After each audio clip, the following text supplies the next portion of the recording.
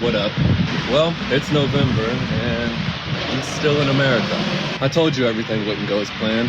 For me, it seems like nothing goes as planned. When I posted that video 3 months ago, I had $0 and no job. The goal was to save up as much money as possible, with $6,000 being the number that I had in my mind in order to make it for a year. Now, you may be wondering how I plan to save up money with no job. And if I'm being honest with you, for the past decade, to keep a roof over my head and food in my stomach, I've been a tree and flower salesman. And since I got a random 30-day notice, that meant I no longer had bills to pay. So I was in a good position to put what I was used to going to those bills towards this trip. That is, until I posted that video. For some reason, as soon as I posted that video, everyone stopped buying off of me. I literally lost all motion basically overnight. I don't know if it's because they thought I was done selling, or if they just didn't want to be one of the reasons that I was able to escape from this hellhole. But regardless of what the reasoning was, I was now 3 months out with literally no income, nothing saved, and a bunch of product with no one to sell it to. I immediately started applying to jobs.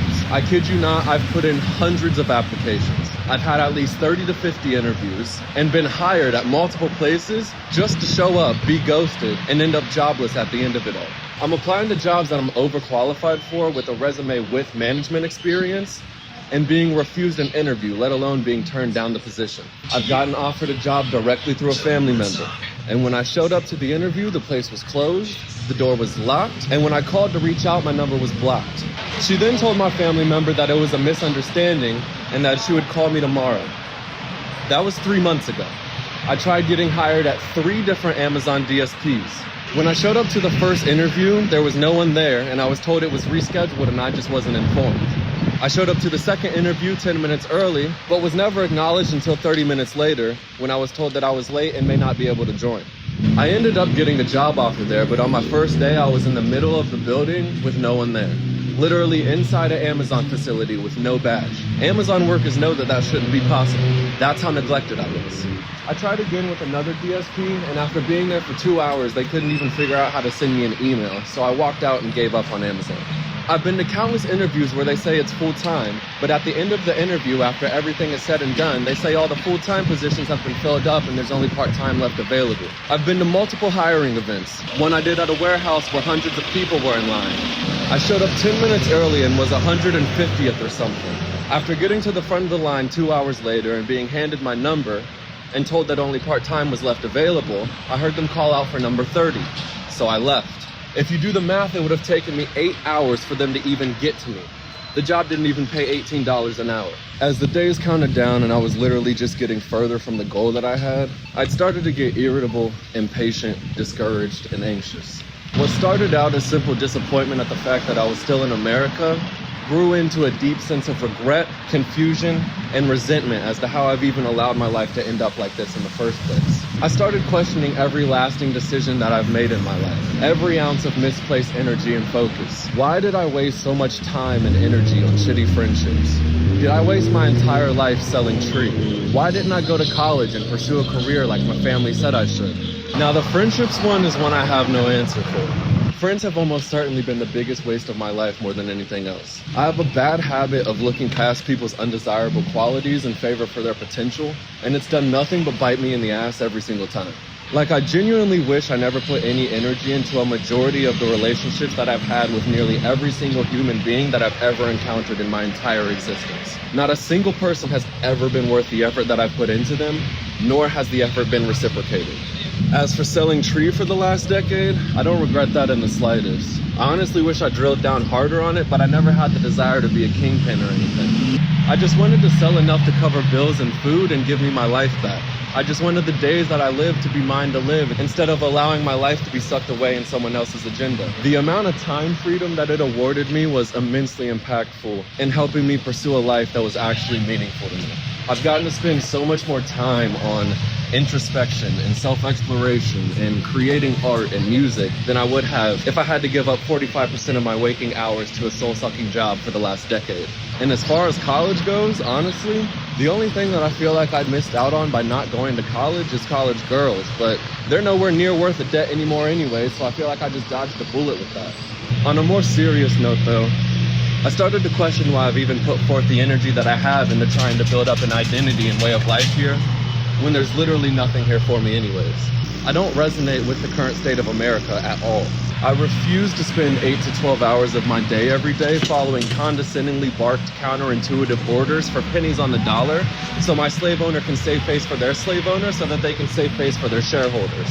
I refuse to then on top of that spend 2 hours a day in traffic commuting to and from my enslavement while other slaves with 4 IQ who want to feel a sense of superiority slam on their brakes while driving 10 miles under the speed limit and speed match the lanes next to them so that you can't get around them.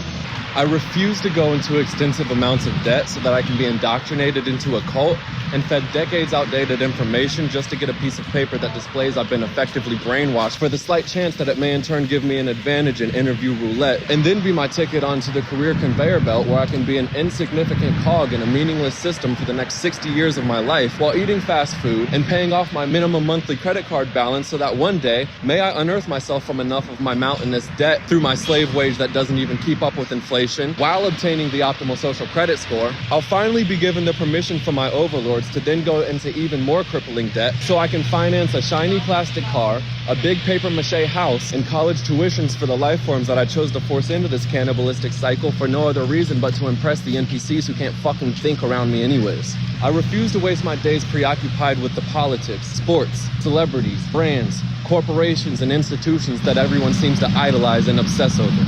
I refuse to get married or raise a child in a society like this. Literally nothing about this place or the way of life here resonates with me at all. I'm living someone else's life and there's just no purpose. And you may ask, what about family? I've purposefully isolated myself from my family for the past decade because it seems like no matter what I do, I'm always the one who's criticized and condemned, even though there's always someone younger and older than me doing way worse. Yet they get looked past with tacit approval because that's just how they are and everyone expects more of me.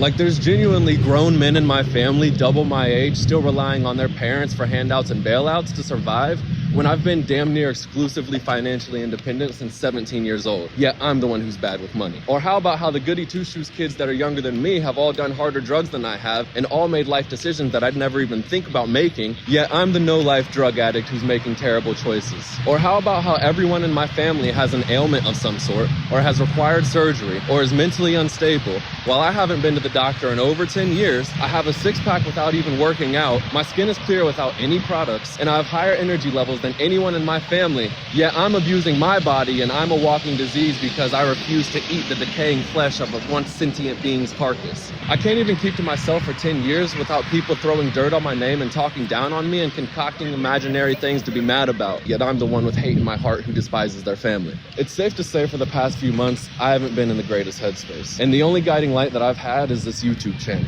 I don't feel like existing like this for another year, let alone 10, 20, 40, or 80. I'd rather just die now, which is why I'm killing this version of me. Tomorrow's never promised, and if I died only experiencing what I've experienced so far, I'd honestly have to say that life just hasn't been worth it. I can't keep locking my life behind paywalls and prerequisites, because one day, there will be no one day.